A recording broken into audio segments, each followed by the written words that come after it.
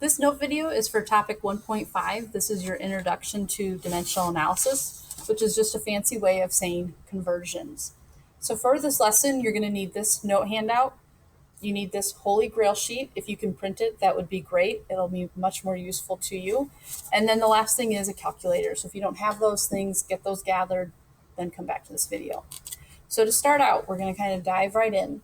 The first thing I need you guys to understand is I understand the full picture of where you're going to be at in chemistry. I need you to show your work. We're going to start with things that are simple today, and we're going to build. And we're going to get to the point that we're converting double units using multiple steps, but I want you to understand the process. There's a way in which I break things down. In order to understand where we're heading and what we're working with, I need you to use the methods I'm showing you.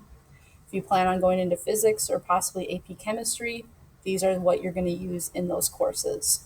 So to start out, we have that quality sleep on average of 1,320 minutes a day, and we are going to convert that to hours. So convert just means going from one unit of measurement to another. So there's two things that you need to look for. The first thing is a given. A given has two parts.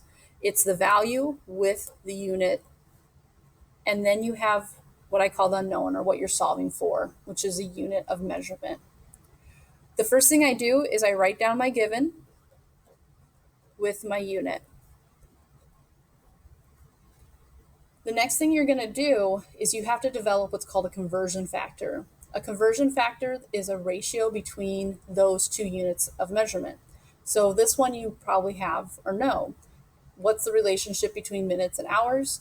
You know that 60 minutes is equal to 1 hour. This is what we call the conversion factor. So the next thing you have to decide is how to set these up so that units cancel. If I ask you what is 2 divided by 2, you could probably safely tell me that the answer is 1. So that means that units work the same way. A minute divided by a minute is also equal to 1 because things cancel or eliminate. So when we start here with 1,320 minutes, that means I need minutes to go away. In order to do that, I need to divide. So we have, again, in our conversion factor, the top part, the numerator, like in a fraction, the bottom part, the denominator. I'm going to divide, so 60 minutes is going to go here. You're going to notice a pattern. Anytime you want units to cancel, they go diagonal from one another.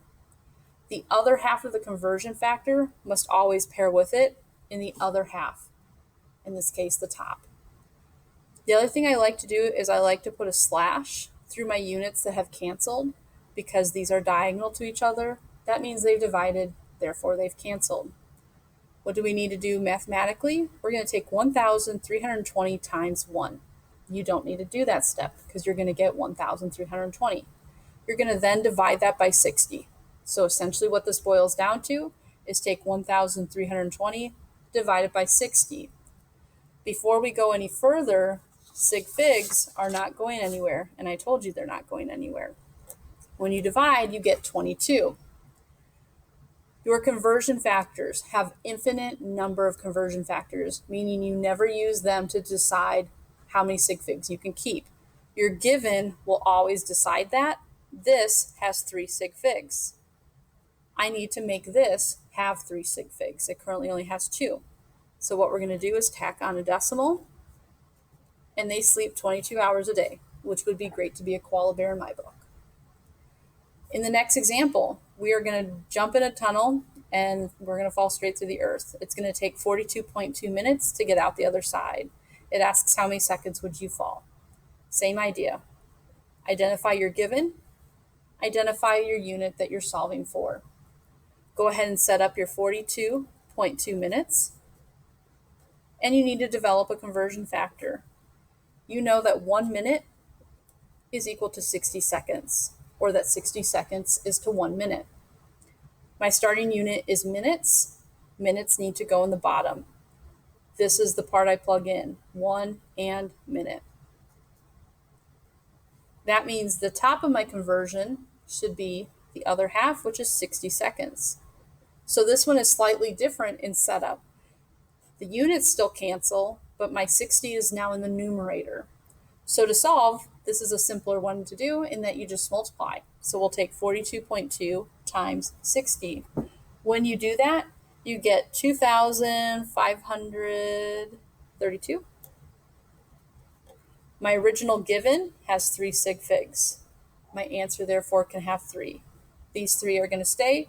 That 0 needs to go, or that 2 needs to go, and get replaced with a 0, I should say. What am I left with for a unit? For seconds. Okay?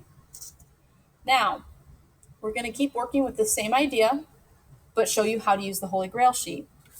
Again, I don't have a better name for this, so the Holy Grail sheet is what I've called it now for 10 years, so we're going to just keep calling it the Holy Grail sheet.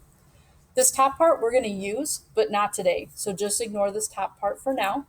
What we're going to work on is this middle piece here, and some things are going to come from down here as well. So in this next example, we're talking about the New York City Marathon, and it's 42 kilometers, so that's my given. And we want to know for how many miles is this distance. So something you probably don't know off the top of your head. So my goal here is that you can be able to use this sheet. You do not need to memorize this. So miles is an English measurement, kilometers is a metric. So you can get 2 different conversion factors that are going to lead you to essentially the same answer. Miles is right here, it's abbreviated as MI. You get 2 different conversion factors here. We don't care anything about meters, so you just cover that up. So that tells us 1 mile is 1.609 kilometers. That is my conversion factor. However, you could also use that 1 kilometer is equal to 0.6214 miles. So let's say half of you use this conversion factor and the other half use this. You're going to get very similar answers, but this is most likely rounded off a little bit in the conversion factor that you'll get slightly different answers, and I will accept either one. Going back to our conversion then, we have our given 2 sig figs. I'm starting with kilometers, therefore kilometers needs to go in the bottom, and that's going to be 1.609 kilometers. The top will be 1 mile. It's telling me to multiply by 1. I can skip that step, so I'm dividing by 1.609. When I do that, this is the number I come up with. And again, that has way more sig figs than what we can keep. We can only keep 2. This is all we will keep. I can put a slash through my units that have canceled, and I'm now at miles. So my final answer is 26 miles, rounded to 2 significant figures. Okay, so now things are going to change just slightly in how we solve them. They're not going to be one-step problems. So the average adult has 10 pints of blood in their body. We're going to convert that to gallons. So to start, this is my given. I want to convert it to gallons. Pints is abbreviated PT. Gallons is gal, G-A-L. Go ahead and write out my given. And now I need to go to my Holy Grail sheet. On the Holy Grail sheet, we're going to be using this part down here. And I know there's some quirky things talking about bushels of potatoes and stuff. We don't use these. But if there's one thing that I get students that contact me after they've graduated and they're off at college or in a different class, is they ask me if they can have a copy of the Holy Grail sheet. So it's an oldie but a goodie. And so you're going to find it to be very useful. So getting at the point, here is where we have kind of our volume English conversions here. So I can see 2 things about pints. 1 pint is to 4 gills, and 2 pints is to a quart. I can see from here, quarts build into gallons. So this first conversion factor isn't going to do me any good, but that next one is. So 2 pints is to 1 quart. Okay? Same idea. For setup, I'm starting with pints, therefore pints need to go in the bottom to divide and cancel. The top should be 1 quart. I can cancel those. Your units decide when you are done. I'm at quarts. I need gallons. You do not have to set up a whole separate problem. We're going to put another multiplication sign and add a spot for our next conversion factor. What I need to do now is figure out how to change quarts to gallons, which is this conversion factor here. So we have 4 quarts is to 1 gallon. Looking at the setup, I've eliminated these, so this is where it becomes useful to put the slash through your units to make sure that you're canceling them correctly, therefore plugging in your not sig figs, but conversion factors correctly. So we are at quarts. That means this part of my conversion factor needs to go in the bottom. So 4 quarts will be in the denominator, and 1 gallon is going to be in the top. Cancel. Now, to solve this, the best recommendation I have for you is simplify everything in the numerator, then simplify the denominator, and then divide. So it's telling me to take 10 times 1 times 1. Well, that's going to be 10, and I'm going to keep those sig figs. The bottom, I have 2 times 4. That's going to be 8. Then simplify it out by division. So when I do that, I get an answer of, let me read, I think I already rounded it, so let me tack this on real quick. So we have 10. Yeah, that's what I did. Okay. So we get 1.25, which is not enough sig figs. So that's where I lost track of. I already added my sig fig in on my answer key. So this has 4 sig figs. I currently have 3. So to add another sig fig is a 0, and it becomes 1.250. Unit of measurement here is now the gallon, and I am now done. Last one, we have a cheetah is capable of running at a speed of 120 kilometers per hour. So this is a double unit, and we're going to change it to mph, or miles per hour.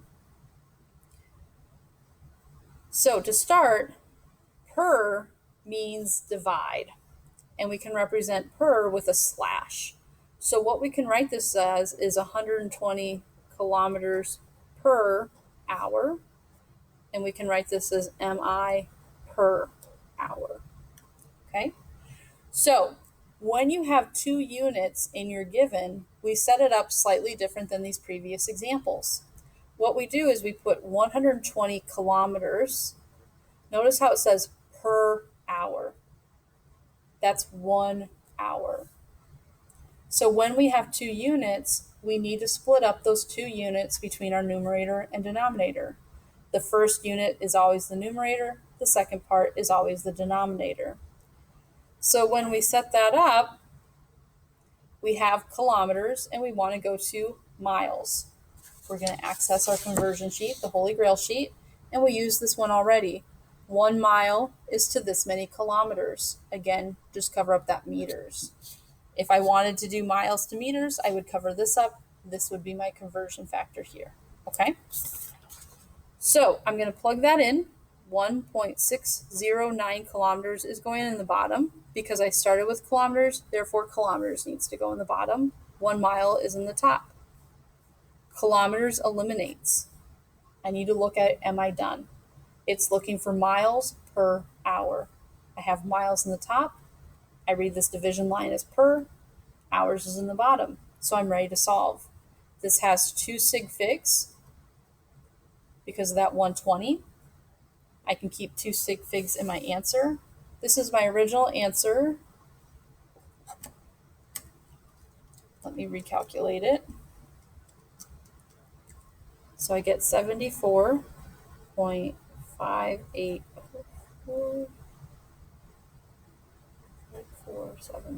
So a really long-winded answer. 2 sig figs. I can keep this. It's going to round. So this is equivalent to 75 miles per hour. And that's my final answer. So what I'm getting at is in these problems here to start, 1 through 3, they were one-step problems because my units were able to cancel out. I had a direct conversion to end with the unit I needed. In number 4, I needed 2 steps in order to get from pints to gallons because I didn't have a direct conversion factor between the 2 of them. You need to practice that skill because we are going to be using that for the rest of the year. Pints cancel, quarts cancel, left with gallons. Down here, we had a double unit, so we split them up. I only needed 1 step because I was able to get my distance directly converted to miles in 1 step, It didn't ask us to do anything with time. If you need more help with these conversions, please send me a Google Hangout message or send me an email. Otherwise, your homework is worksheet G, working on these conversions.